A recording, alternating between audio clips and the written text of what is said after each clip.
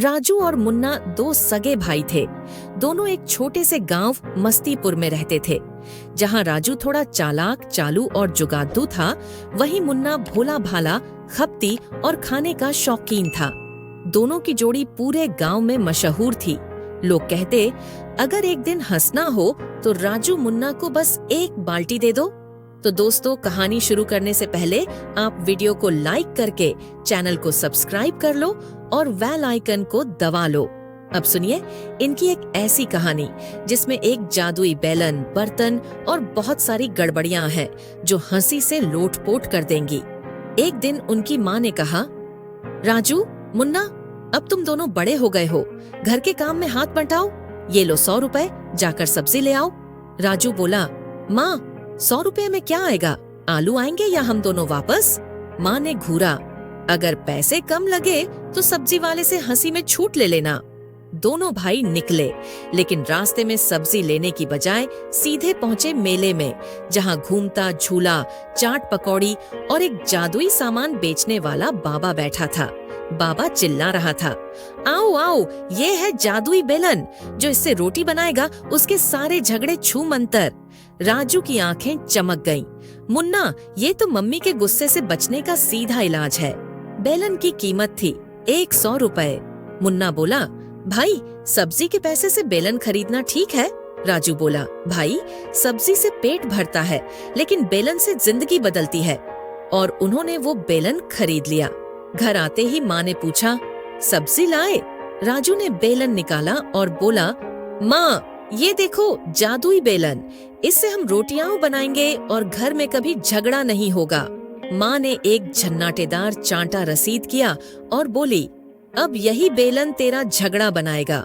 मुन्ना बोला, माँ, पहले इसका ट्रायल दे दो। माँ गुस्से में चली गई। लेकिन रात को मुन्ना ने मजे से बेलन से रोटी बनाने की कोशिश की और तभी बेलन चमका।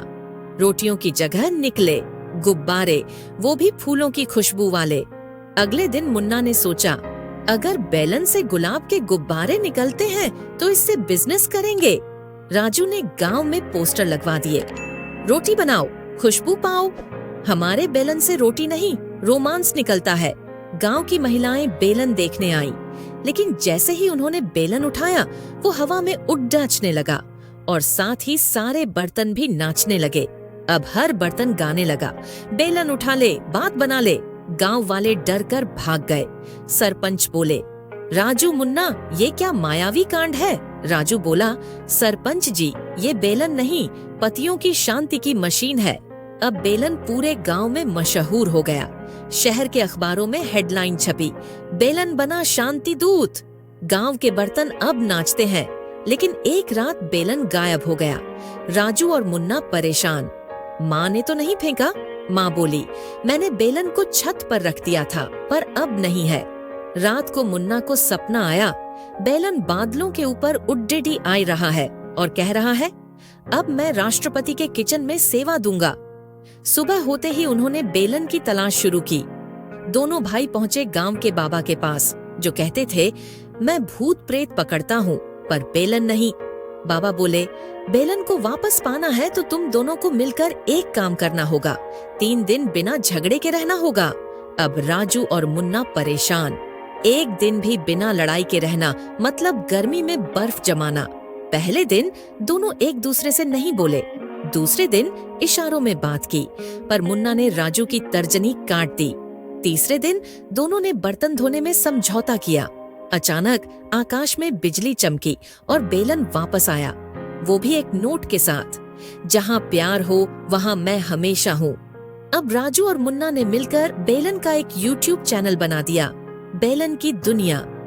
हर हफ्ते एक नया एपिसोड, बेलन से बनी बिरयानी, बेलन और बॉर्डर सिक्योरिटी, बेलन की लव स्टोरी। वीडियो वायरल हो गए। एक दिन YouTube ने उन्हें गोल्डन प्ले बटन भेजा। राजू ने बेलन के साथ फोटो खिंचवाई। मुन्ना ने कहा, अब इसे ही शादी में दहेज में देंगे। लेकिन एक दिन बेलन बोला, मुझे अब किसी और की मदद करनी है, मेरा वक्त पूरा हुआ। और वो बेलन फिर से आसमान की ओर उड़ गया।